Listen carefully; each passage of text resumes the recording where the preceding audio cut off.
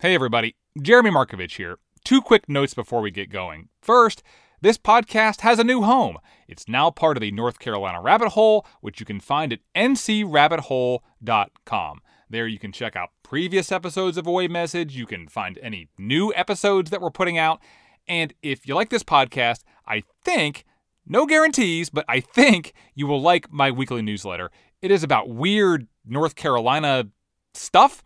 Comes out every Thursday. It is free if you want it to be, and you can sign up at ncrabbithole.com.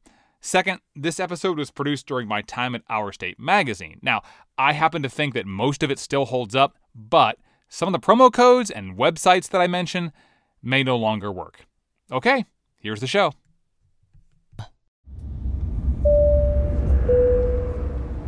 This is the season finale of Away Message, and so far, every episode that's come before this one has had at least one thing in common. Every episode in some way is about North Carolina, about what it means to live here or to be a North Carolinian, about the things you know and don't know about this state. And this episode is no different. But for this story, I didn't drive off to some far-flung corner of North Carolina. I had to drive to the airport, get on a plane, and fly to Boston. Welcome to Boston's Logan Airport. The local time is 10:39, an on-time arrival. Out on the curb, I found the car that had been sent for me. A police car. A nice day here for you. Oh my goodness, yeah. I rode in the front seat. Yeah. We had the Southern here yesterday. Oh yeah. It was very... From the airport, we head west on Interstate 90, through downtown, then past Fenway Park, along the Charles River, and wind our way out to Chestnut Hill until we arrive at our destination, Boston College. And it's there that I meet the man I'd come all this way to see, Jeff Postell. Hi, Jeremy. Hey, how are you? All right, welcome. And his coworkers are like, who's this guy with the microphone? What do you know? Come back. Not much. No. Are you going to pay me?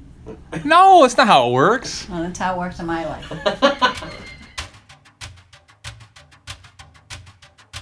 Now, 4 things you should know about Jeff right off the bat. My name is Jeff Postell. 1, I am a police officer. he's a lieutenant with the Boston College Police Department, where he's in charge of the patrol officers on campus. I can add color to this story of Jeffrey. Oh, yeah? I'm going to fill in some blanks. And those officers just love to give him a hard time. What's some questions that you need answered about Jeffrey? Just, who is he? Do you like him? Do you not like him? don't sound as equivalent. Do I like Jeffrey? Yeah. Of course we like Jeffrey. Yeah. Jeffrey's a good guy. He's Now give me the dirt. you want the 2, Jeff is not from around here. I love telling people I'm from North Carolina, and I get the opportunity up here to tell a lot of that. He's 38 now, but he spent most of his life in North Carolina.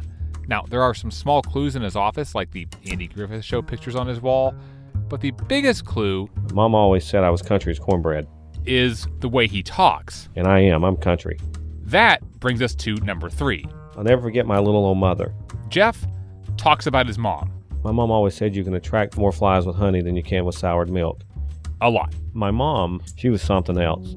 And number 4, when Jeff was 21, still living in a small town in western North Carolina, he did something pretty remarkable. A thing that made national headlines. A thing that I came all the way here to ask him about. And a thing that he doesn't really bring up a whole lot. I never, ever really liked talking about it. In fact, I didn't want it to make it seem like I was bigger or better or badder than anyone else. to get an idea of how much he doesn't talk about it, I'm just an average person. I talked to this guy, Bill Evans. Jeff's boss, I was commissioner of the Boston Police Department for almost 5 years. who himself has quite the backstory. Totally on the Boston Police Department for 38 years. Evans is also a hardcore runner, and he's finished the Boston Marathon 21 times. In fact, he was on the course in 2013 when a bomb went off at the finish line. You see the scene right there, explosions right by the finish line. After that, Evans organized a massive search for the bombers, one of the most intense manhunts in American history. 5 days afterward, the hunt is over, the search is done. He was the first on the scene when that manhunt ended, when officers cornered and got into a shootout with the brothers, who had planted the bomb. And the FBI and the Boston police have captured him. Evans went on to become Boston's police chief, but about a year ago, he took a new job, running Boston College's police department. How did you meet Jeff? Well, when I came here, Jeff was more than welcoming.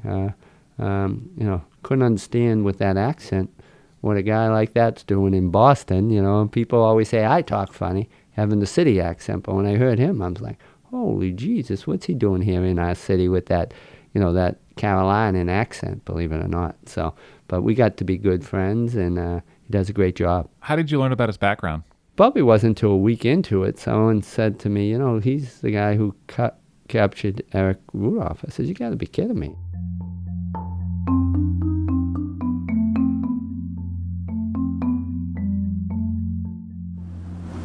It was one of the largest searches of its kind. Where was Eric Robert Rudolph? Eric Rudolph, one of our country's most notorious criminals. The man who'd set off a bomb at the 1996 Olympics in Atlanta. The bombing at Centennial Olympic Park this morning was an evil act of terror. And then more across the South. We will spare no effort to find out who was responsible for this murderous act. We will track them down. We will bring them to justice. We will see that they are punished. Eric Rudolph, the man who'd been on the run for half a decade. Federal investigators have been hunting for Eric Rudolph for 4 years now. Search teams combed the mountains of North Carolina looking for any sign that Rudolph was there. The man who some people thought might never be caught. He can live up there forever. And then... Again, the FBI now confirms that one of its 10 most wanted, fugitive bombing suspect Eric Rudolph, is under arrest. One of the FBI's most wanted, now no longer on the run. Jeff? Jeff is the guy who captured him. And I said to him, I didn't know you did that. He said, oh, yeah. Here's two guys who didn't know each other, who are in the office adjacent to each other, yet who played a role in the capture of two real villains out there. I just want to stop here and repeat that. The two men who are responsible for ending maybe the two biggest and highest profile manhunts in modern American history, they just happened, totally out of coincidence, to end up with offices next to each other at the same college police department in Boston.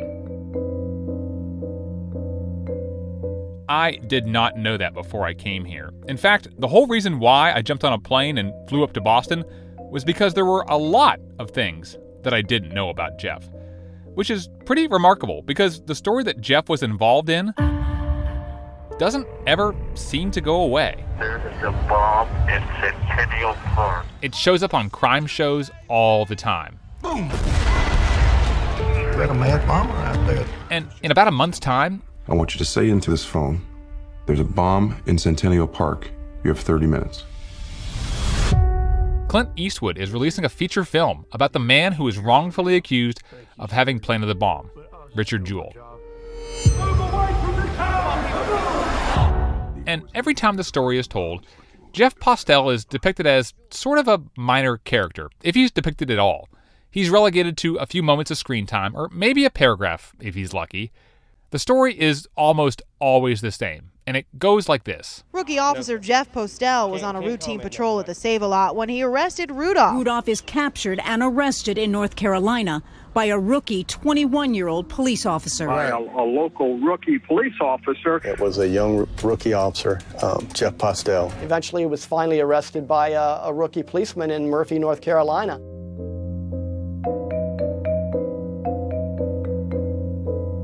And for the most part, after the capture, after the initial headlines, Jeff Postell sort of falls off the radar and exists, really, as an amusing plot point in a much bigger story.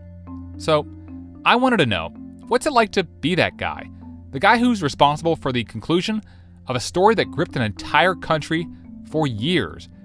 Whatever happened to that skinny, soft-spoken 21-year-old from Western North Carolina who captured a notorious fugitive? What did that sudden fame do to him? To his career? To his life? Could you have foreseen something like that happening to you 10 months into the job? That, no. Something that would change the course of my career, yes.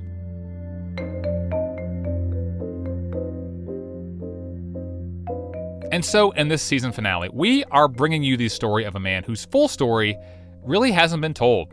It's the story of a man who always wanted to be a police officer, a man who loved his mother more than anything in this world, a man who left the state and the place he loves and set out to find a new beginning, and a man who remembers exactly what it was like when he just made an arrest that would put his career and his life on a different path. I immediately called my mom, and I woke her up, and I said, Mom, I said, I can't tell you what's going on right now.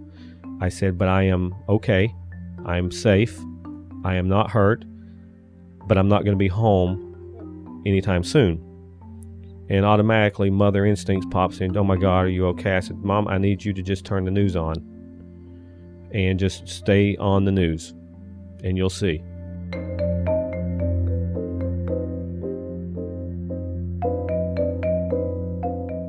From Our State Magazine, this is Away Message, a podcast about what you find in hard-to-find places. I'm Jeremy Markovich.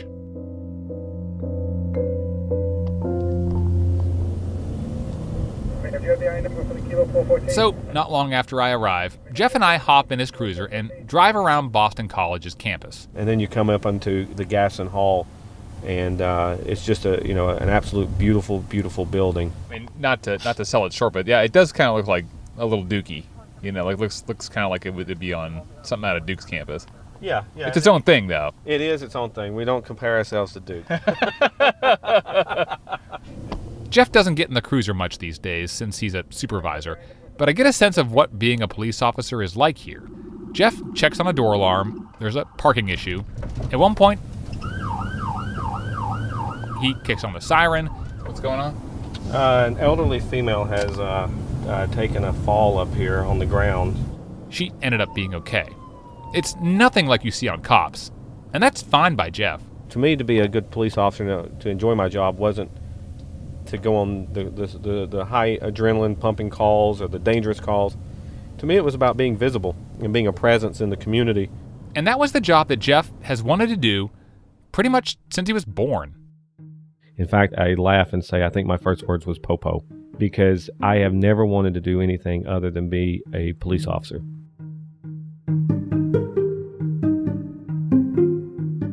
I was born and raised in Andrews, North Carolina, which is over in the western part of the state, out in the Cherokee County, which is the very furthest point of North Carolina you can go into the west, right on the North Carolina, Georgia, Tennessee border. It was a small community. It wasn't necessarily the size of Mayberry, but it was very rural. Everyone knew everybody. And this whole time that Jeff is coming of age, he's seeing a really optimistic version of what it means to be a police officer. From television. I grew up watching Chips. I grew up watching Lady Blue. I grew up watching Starsky and Hutch. I grew up watching Adam 12. I actually grew up watching Car 54, Where Are You? And from real life. One thing about living in a small town is you know the people. I knew the police. I knew the police officers. My family knew the police officers. My pastor growing up was a police officer. And Jeff has, by his account, a pretty normal childhood. But as he becomes a teenager, he realizes that something doesn't quite add up. I kind of had thought that, my parents were a little different because they were both significantly older than my friends' parents. And one day he's poking around the house. I was prowling through some drawers and found some paperwork, and began reading it and putting two and two together. What he found were his own adoption papers.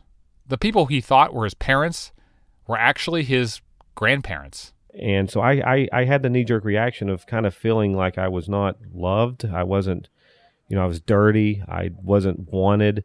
I felt betrayed, and I felt like I was let down, and I felt like I might have let down my parents. That I felt like I didn't know these people now that had raised me as my mom and dad for, 12 or 13 years. But pretty quickly, Jeff sees a silver lining. For folks who give birth to their child, you kind of get what you get. And I don't mean that in a bad way, but you're kind of stuck with it. I got chosen. My grandparents saw something in me. They wanted to keep me. They wanted to keep me in the family. They wanted that to happen because they wanted me to serve. It's no discredit to my parents, but I'm where I'm at today because of that. And I value that my biological parents, if you will, were reasonable enough to recognize that at their age. They were younger, and just not ready.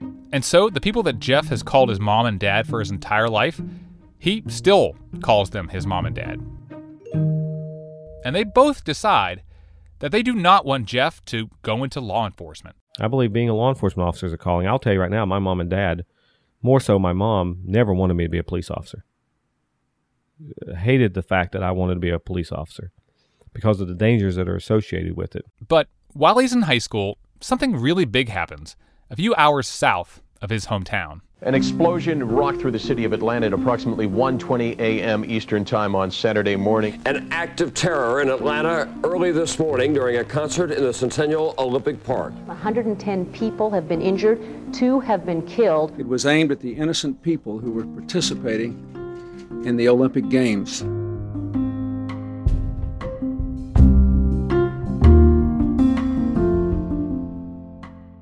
Between 1996 and 1998, Eric Rudolph had conducted a series of bombings in Georgia and Alabama. This is Chris Swecker. Back in the day, I was the special agent in charge of the North Carolina FBI operations. How did this manhunt start? Well, it started when a bombing took place in Birmingham, Alabama at an abortion clinic. I think this was his 4th bombing. And Swecker says it's at that bombing in Alabama where someone watches a man walking away from the blast and getting into a car with North Carolina license plates.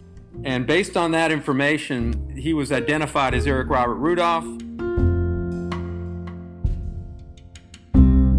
Not long after, police swarm Rudolph's home in Cherokee County. Unfortunately, he had been watching TV when he got back to his house and saw that he had been identified and there was a manhunt for him.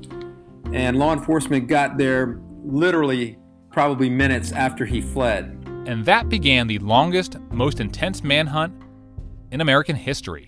Well, the initial manhunt was more like an occupation of western North Carolina. This 550,000-acre area, The Nantahala National Forest, is where FBI agents say Eric Rudolph has been hiding. I mean, there were literally hundreds of officers from all these different departments. I remember a time you couldn't get a motel room in this town for 2 years. Camped out. It's a job that we have to do. Walking the trails, searching the mountains. It's our assignment and we have to carry it out until it's over. Chasing down leads, of which there were very few. You'd have to have every troop in the U.S. Army to search 1 acre apiece, and then you'd need 3,500 more additional troops just to cover that area. We put cameras up in the mountains, on the trails. We hired people from the Cherokee Indian Reservation to walk the trails. It is dense and deceiving. You know, searching a mountain is a lot different from searching flat land. You've got a lot more square footage, a lot more acreage. On one side, a jagged rock wall goes straight up. There are caves, there are little crevices, there are hills and valleys. On the other side is a thick gray tangle of tree limbs. There's extremely dense underbrush. I mean, even a small animal has trouble fitting into some of these rhododendron thickets. So the manhunt went on, and they brought tracking dogs in from Georgia, and they looked for him for about a total of 5 years. That is Bill Hughes. Mayor of the town of Murphy for 20 years, police commissioner during that time for 10 years. Now you know as much about me as I do. And Bill says as the 5-year search went on, people started looking at his corner of North Carolina, and stories started to emerge. The worst fears of law enforcement agents were realized when they say Rudolph became a local folk hero for a time. That is totally and completely false. Everyone in this area was hoping for his capture very soon because they knew who he was. He had killed twice before, and they knew he was quite capable of killing again. So he was looked upon as one to be feared. But even so, it really was a fugitive hunt or manhunt with very few leads. The search began with more than 200 agents and has dwindled to a handful. This was over a period of 5 years that they were actually looking for him. Did anybody really think that he was going to be found after all that time? Well, our agents knew he would be found. And the analysis that came out of our behavioral science unit was this guy is going to stay close to home. He is going to stay with what he's familiar. This is where he's established his hiding places. He is still up there somewhere. I was still in high school when the bombings happened in 1996. I remember I was working at McDonald's in Andrews when the federal investigators and everyone swarmed the city and set up a command post, and So I remember all that. But Jeff Postell sees all of this in a glass half full sort of way. He knows he wants to be a police officer, and just out of the blue, he gets a front row seat to a very big, very intense manhunt. For a young kid like me that was interested in law enforcement, it was a pretty cool thing to see. At age 20, he goes to the police academy at Southwestern Community College, graduates in April 2002, and lands his first official police job, which he can't actually start for 3 months because he's not 21 yet. So I wasn't sworn in as with the Murphy Police Department until I was until July. I think it was July the 8th. What was that like to get that job? I wanted it. I tasted it. I wanted it so bad because it's all I ever wanted to do. And there was nothing else that I had any interest in. But Jeff's dad doesn't see him sworn in. He died about a year before, in 2001. And even though Jeff is now in the police force, he's still living at home with his mom. Plus, he's working the overnight shift. Sometimes, he's the only police officer on duty in Murphy, a sleepy little place with only about 1,600 people, the westernmost town in North Carolina. I'm not ashamed to say, but I hated those hours. It just tears on you. I hated it. 4 o'clock was my witching hour. You don't want to be around me. And finally, one day, Jeff has had enough. I walked into the chief of police office and I said, "Chief, you got to get me off the third shift. Nothing ever happens. I can't take it no more. I'm going crazy. Nothing happens."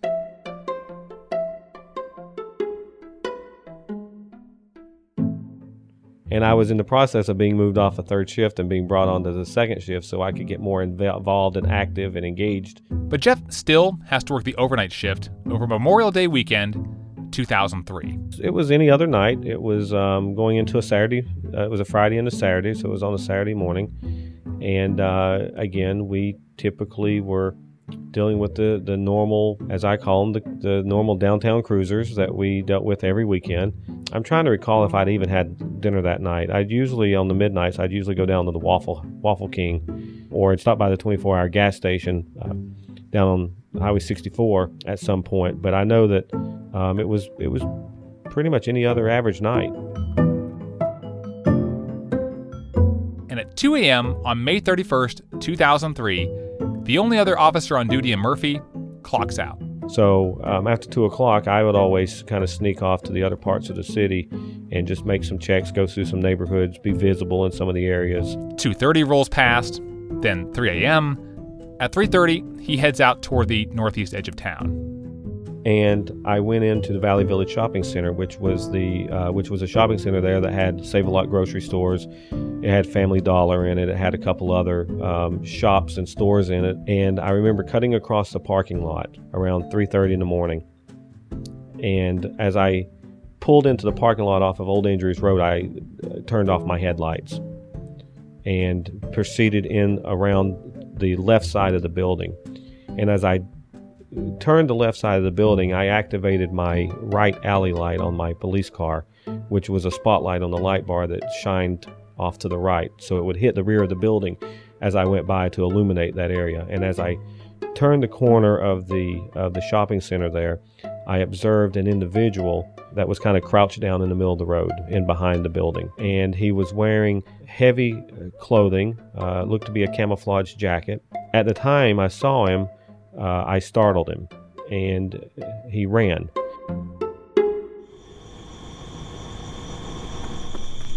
As he was running, I noticed that the individual had a very large object in his possession, and it appeared to be a dark in color, and it appeared to be a long gun, some sort of a weapon, a long gun. Not knowing exactly what it was, I immediately radioed dispatch and said I potentially had an individual B&E in progress, and I was at gunpoint with a man. He had ran to the rear of the building, and there was a stack of milk crates that were on the loading dock, and he had concealed himself behind that.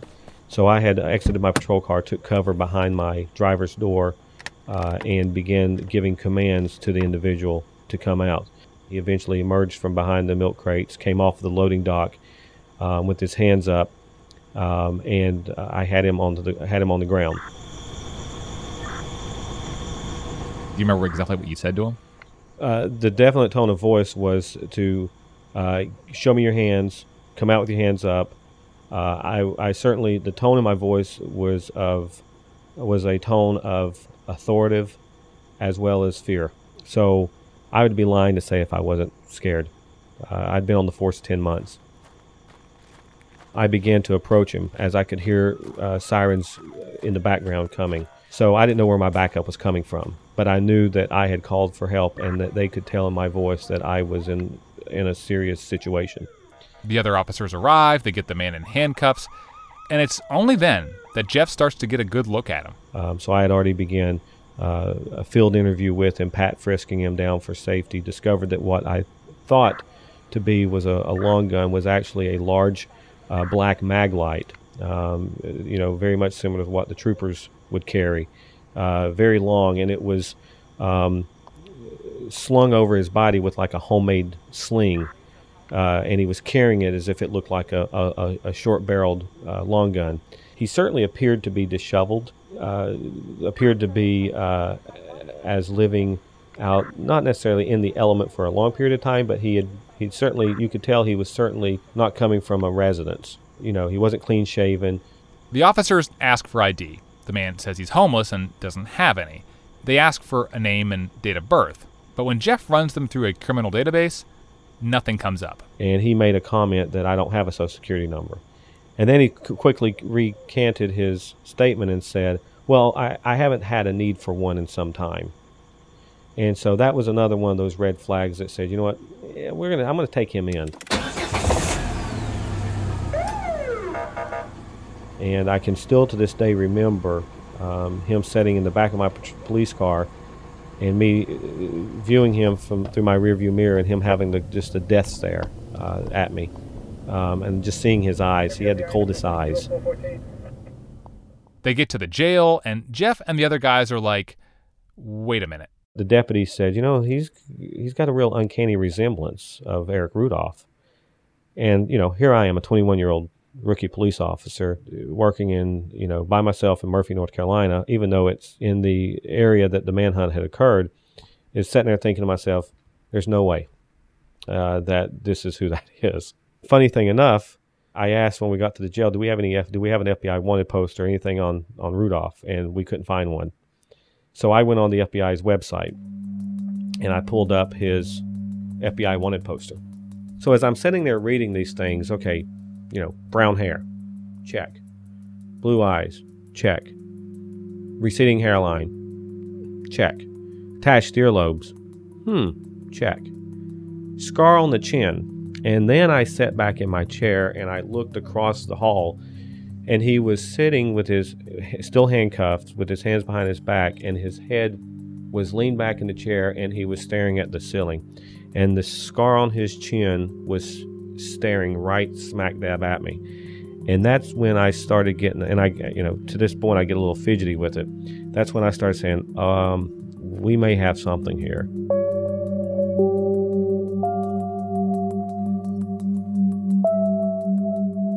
And I remember Officer Bandy from the TVA police take the FBI wanted poster and hold it up to his face. And we all sat there and looked at it, as I'm doing right now with you. Now, he had no idea what we were doing. He had no idea what was on this paper. But we have it behind him so we could kind of look at both. And I can remember having it asked of saying, tell us who you are. And he responded by saying, well, what does the paper say? And we said, well, that's not what we asked. Tell us who you are. And with a little snicker, he looked up and says, I'm Eric Robert Rudolph, and you've got me. Well, immediately my knees knocked. My knees knocked so hard I about answered them. And I said, oh boy, this is big. And I'll never forget how he said it. It was in the most coldest way of saying it when he said, I'm Eric Robert Rudolph and you've got me. And I can remember backing out of the room and going into the office again and getting on the phone and calling the chief of police. And I can actually remember the chief saying, you know, calling him up, and I said, "Chief, I think you might need to come in for this." He thought I was joking. He thought I was being funny at 3:30 in the morning, 4 o'clock in the morning, waking him up. And I said, "Chief, I think I've got Eric Rudolph here, and you need to come in." And when he realized that I wasn't laughing or having a fun time telling him this, he realized that I was being serious. And I immediately, once I got off the phone with him, I immediately called my mom, and I woke her up, and I said, "Mom," I said, "I can't tell you what's going on right now." I said, "But I am okay. I'm safe. I am not hurt, but I'm not going to be home anytime soon." And automatically mother instincts pops in. "Oh my God, are you okay?" I said, "Mom, I need you to just turn the news on and just stay on the news, and you'll see."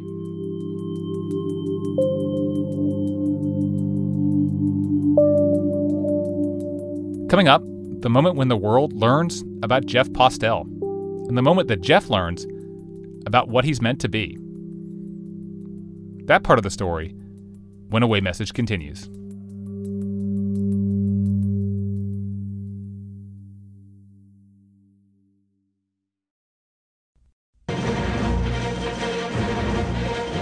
This is a CBS News special report. The FBI now confirms that one of its 10 most wanted, fugitive bombing suspect Eric Rudolph, is under arrest.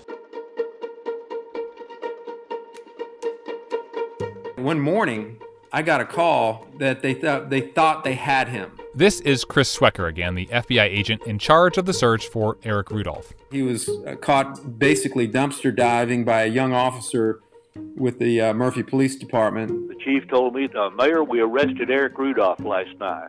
That's Bill Hughes, who was mayor of Murphy at the time. And I said BS, except I said the words. He said, "No, for sure, we've got him. Jeff caught him dumpster diving." I said, "You got to be kidding." He said, "No, he's in jail now." So I got in my car and I got from Charlotte, North Carolina to Murphy in about 2.5 hours, which is warp speed. The FBI had guards with machine guns on top of most of the tall buildings here in town, and you could walk under the buildings and look up and see a gun barrel sticking over it. That was something to which we were unaccustomed, but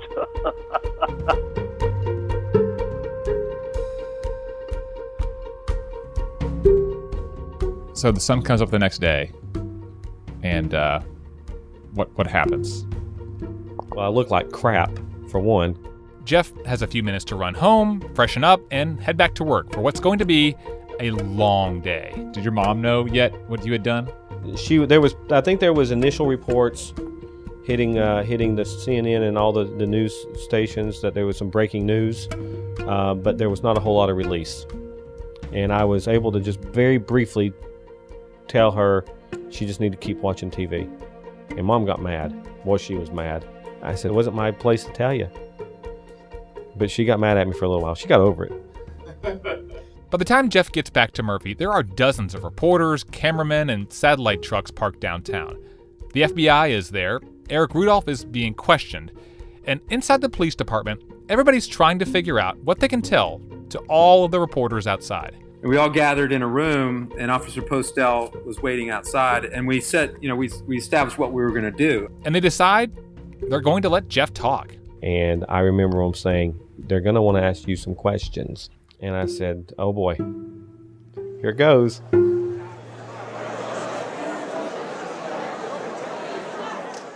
And I remember sweating like nobody's business.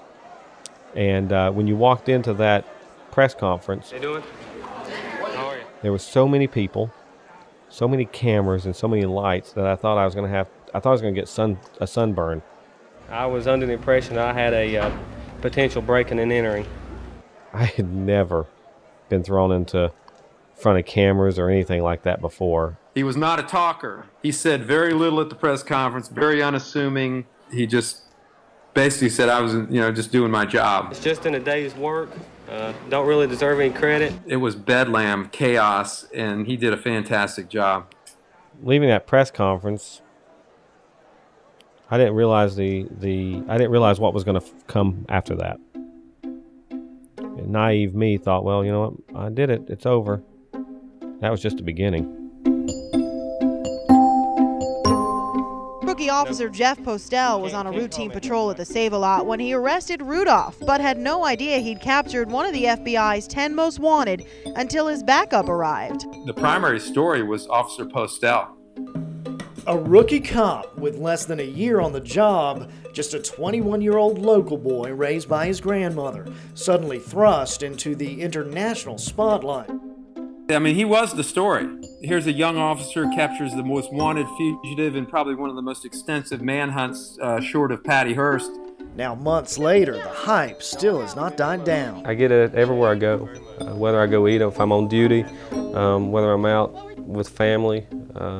People recognize me, they come up, they shake my hands. I've received a large, enormous amount of fan mail. He was exactly what they were looking for. At one point, we ended up not talking so much about the actual incident itself and more in terms of who I am as the person, because we didn't want to jeopardize the investigation. He was just walking public relations for the police department.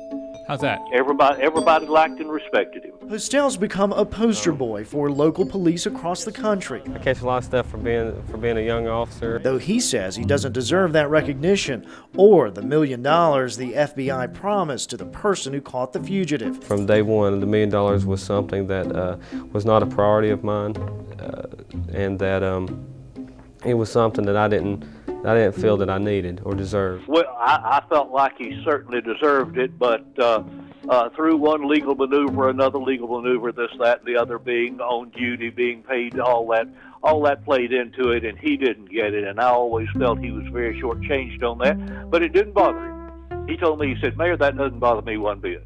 He said, "I've never been rich, so you never miss something you never had."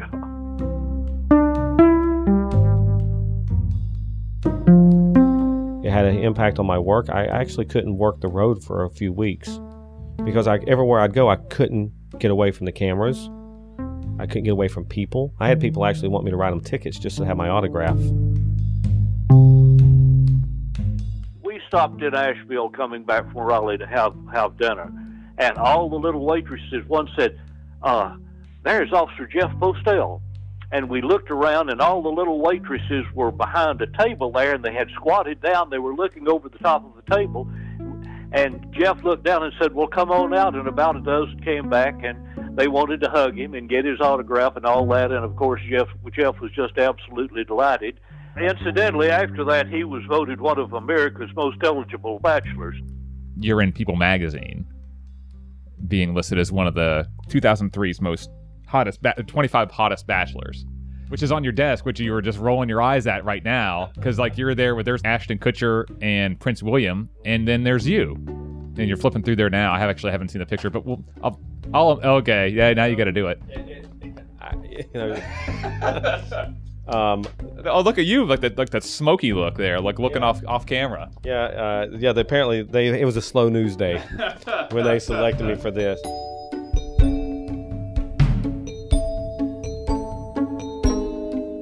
And it was challenging. I was a 21-year-old police officer. I wasn't a 21-year-old celebrity. I wasn't a 21-year-old movie star. I wasn't a 21-year-old baseball or football player. I was a 21-year-old police officer. And now I'm, for lack of better words, somewhat of a celebrity. And I just never saw myself as a celebrity.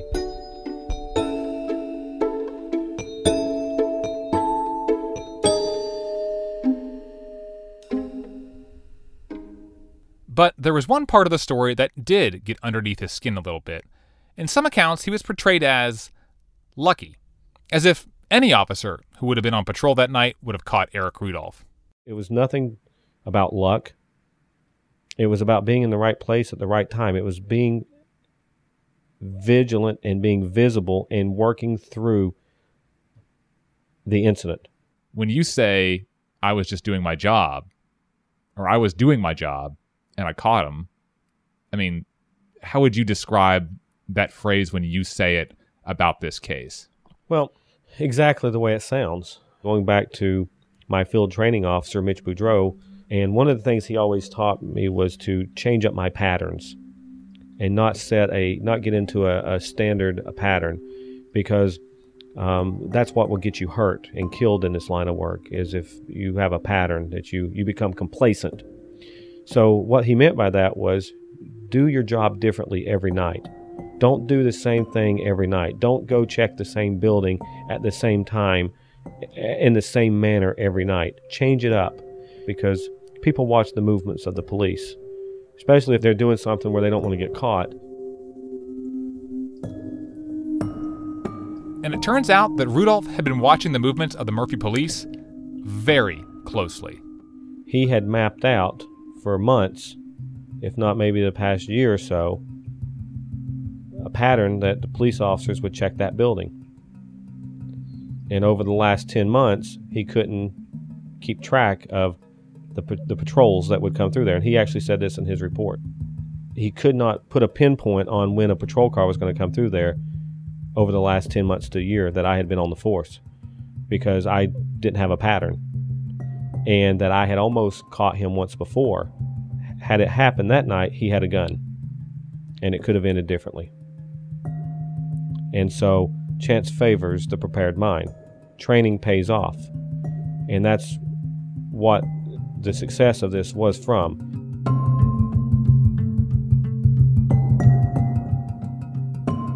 Eventually, the media's attention shifts back to Rudolph, who, in 2005, pleads guilty and is sent to a maximum security prison for life. With this chapter behind him, Postell looks forward. He has aspirations to join the FBI or become a police chief one day. You know, I'm on my way to a good start. Now, Officer Jeff Postell's name is tied forever to a fugitive. He says word of Eric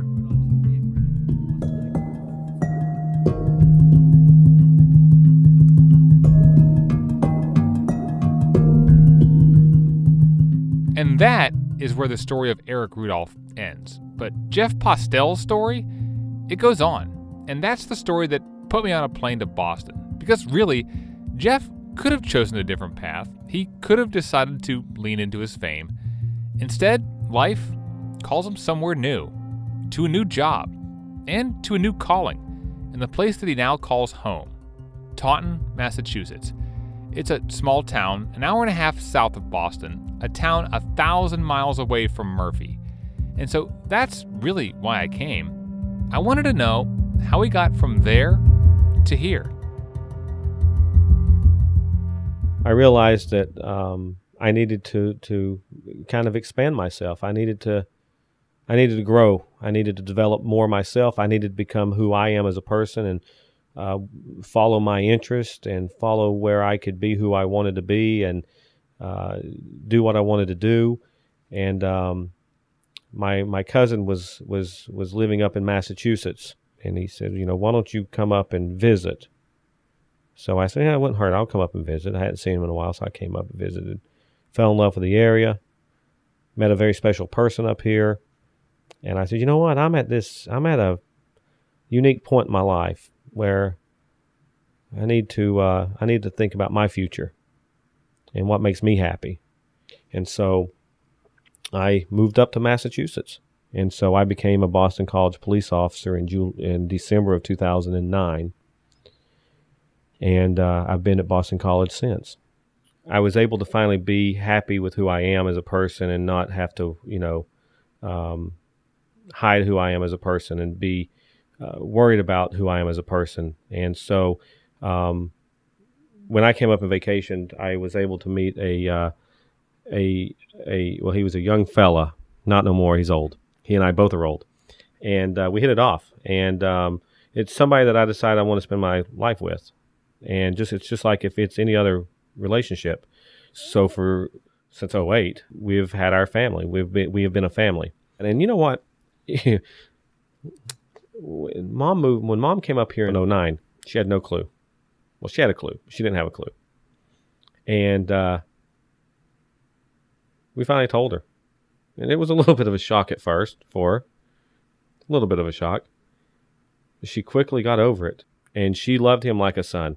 I have served as an LGBT liaison for this department to the LGBT community here for several years. But I have sat down with several individuals, young people, and said, listen, if a little 70-year-old woman from Western North Carolina can accept that fact of who her son is, then anybody can. And I try not to get emotional. You never really ever stop caring about your parents. And especially when you realize everything they did for you and they didn't have to do it. The pride that they instilled in me and the values they instilled in me has led me to where I'm at. It's led me to realize how important it is to give back to people and to give people a chance. And that's what led me to adopting my son. My son is 18. Strangely enough, my son was adopted when he was 13, at the same age that I found out that I was adopted. He was adopted in June of 2014, the year my mom passed, and she did get to meet him, so that was kind of fun. And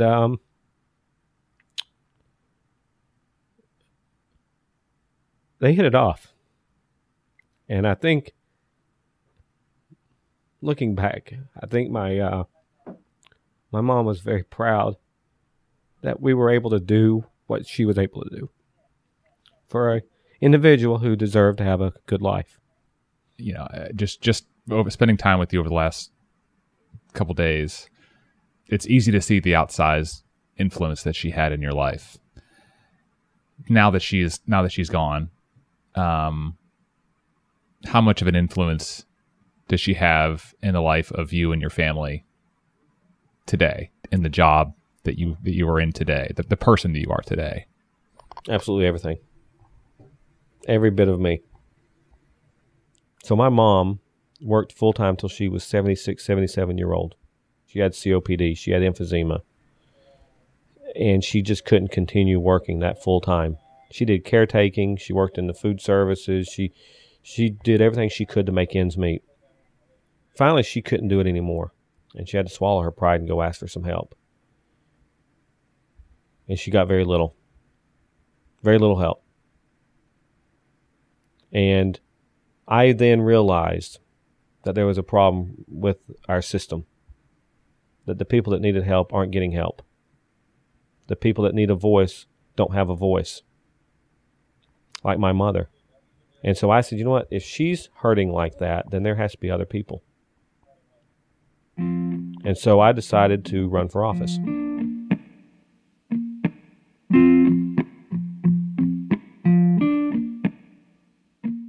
There's a city council race going on in Taunton in 2017. Jeff puts his name in, along with 13 other candidates. I'm not from Taunton. I wasn't known in Taunton. I don't sound like anybody from Taunton. But I hit the pavement. I try to represent everyone fair and equally and impartially, because that's what they deserve. And so I pounded the pavement. I met with people. I listened to people, and I worked hard. I worked my butt off.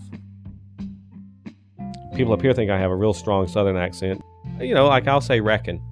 I reckon I'll do this, or I'll say y'all. Or I'm going to go home and fix dinner. Fix dinner is one of those. And they'll look at me cross-eyed and say, is it broke? That's a way that I utilize being a North Carolinian up here, because it's a icebreaker, because people want to know where you're from. And so you're able to get the conversation started. And then you start getting more conversation. And once people up here start feeling comfortable to talk to you, they can kind of relate, they talk. And that brings us to election night 2017. And when the votes were counted on that night, the unthinkable and the unimaginable happened.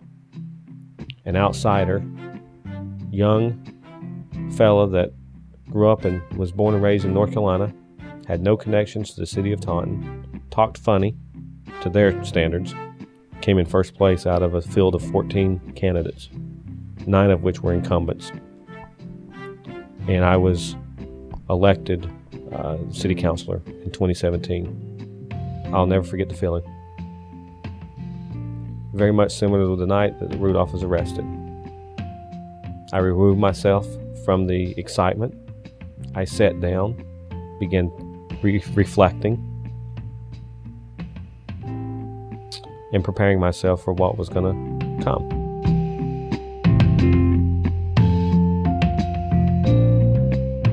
I watched Jeff at a city council meeting on a Tuesday night in Taunton. He was thorough, thoughtful. He talked to almost everybody that showed up, shook hands, smiled, listened. And when I saw a local reporter hanging around, I asked him a question. Did Jeff ever use the Rudolph case to his advantage during the campaign? I don't believe so, and I don't think he tried to exploit that. But when I met him for the first time, I asked him about his background, and he described that to me, the Olympic bombing case, and how I believe he made the arrest. And so that's how I found out about it. But I don't think he was trying to use that to gain any popularity. I don't like talking about the Rudolph case unless it's something like this, because I don't feel like I did anything special. I was just doing what I was supposed to be out there doing. I don't believe it defines who I am as a person, and I don't believe it defines what I would have accomplished in my career or in my life. Had it been someone else, my hope would have been that they would have remained as humble as I was, and still am, and not forgotten who they are as a person, as a professional, and maybe where they come from. I still stand by my comments that morning. Folks, I'm just doing what I was hired to do. Jeff made the arrest of a lifetime, 10 months after he became a police officer. He could have spent the rest of his life being the guy who caught Eric Rudolph. Instead, he's just trying to be Jeff Postell. Lately, I've been wondering lately, drowning in information. Somehow I'm still lonely. It's a complex equation. Something drove me crazy. Love had me lazy. Backwards won't get me to my destination.